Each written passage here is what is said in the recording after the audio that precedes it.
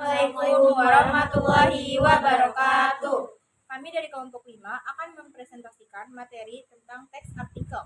Perkenalkan, nama saya Ali Azhara. Nama saya Sarah Claudia Gustaf. Nama saya Regita Putri Cahyani. Nama saya Zahra Heriati. Nama saya Firda Fitria. Nama saya Zahra Aulia Putri.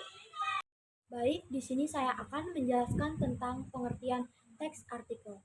Teks artikel adalah karangan faktual secara lengkap dengan panjang tertentu yang dibuat untuk dipublikasikan di media daring maupun cetak.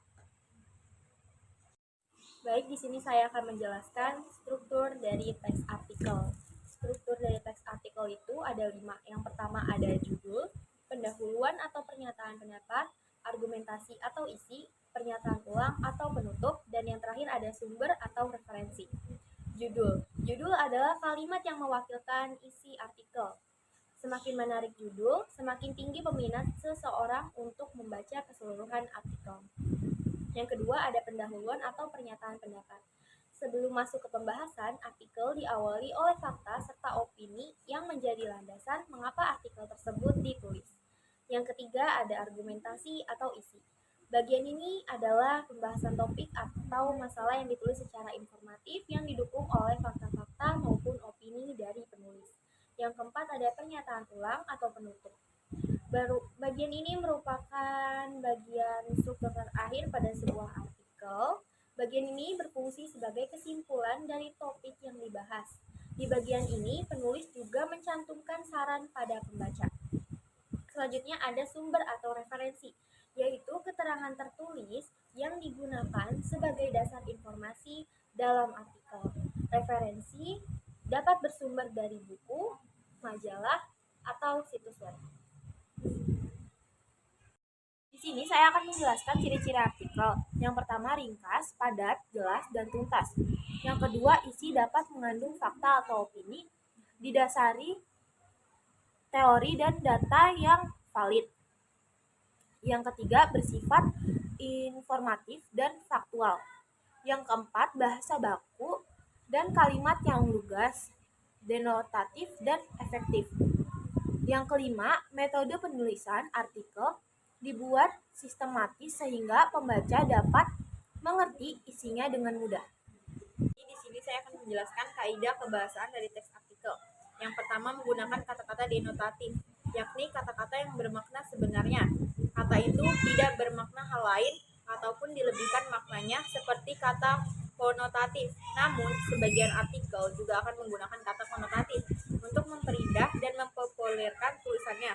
Yang kedua, menggunakan kata-kata istilah atau kata teknis yang berkenan dengan topik pembacaan. Contohnya, jika topik yang dibawakan mengenai kesehatan, maka istilah teknis yang digunakan adalah virus, bakteri, pola makan, suhu tubuh, dan sebagainya.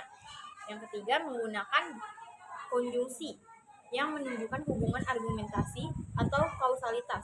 Contoh sebab, karena, jika, dengan demikian, oleh karena itu, akibatnya. Yang keempat, menggunakan konjungsi yang menyatakan hubungan keterangan waktu atau kronologis. Contohnya sebelum itu, kemudian, pada akhirnya. Yang kelima, dalam artikel pola perbandingan, banyak memuat konjungsi yang menyatakan perbandingan atau pertentangan. Contohnya sebaliknya, berbeda halnya, namun. Yang keenam, menggunakan kata kerja material atau mental verba seperti diharapkan, memperkirakan, memperhatinkan, menduga, dan lain-lain. Yang ketujuh, banyak menggunakan kata-kata perujukan seperti menurut pendapat, berdasarkan data, merujuk pada pendapat. Dan yang terakhir, yang kedelapan, menggunakan kata-kata persuasif seperti sebaiknya, hendaklah, sebaliknya, harus, perlu, selain itu. Jadi di sini saya akan menjelaskan jenis-jenis artikel. Yang pertama ada artikel praktis. Artikel praktis merupakan artikel yang mengutamakan keterampilan daripada pengembangan pengetahuan. Kedua ada artikel ringan. Hal utama yang dibahas dalam artikel ini ialah masalah yang ringan dan tidak butuh pemahaman yang mendalam. Tiga ada artikel opini. Secara umum semua artikel ada opini, tapi jenis artikel ini cuma ada di dalam surat kabar atau majalah yang punya penempatan khusus.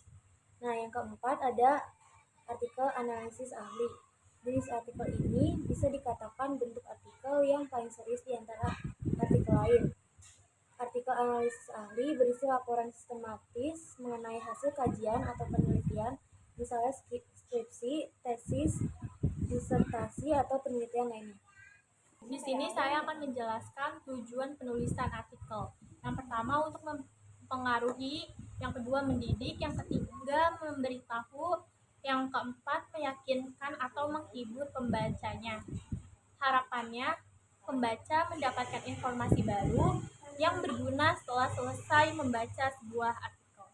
Sekian presentasi dari kelompok kami. Terima Terima kasih. kasih. Wassalamualaikum warahmatullahi wabarakatuh.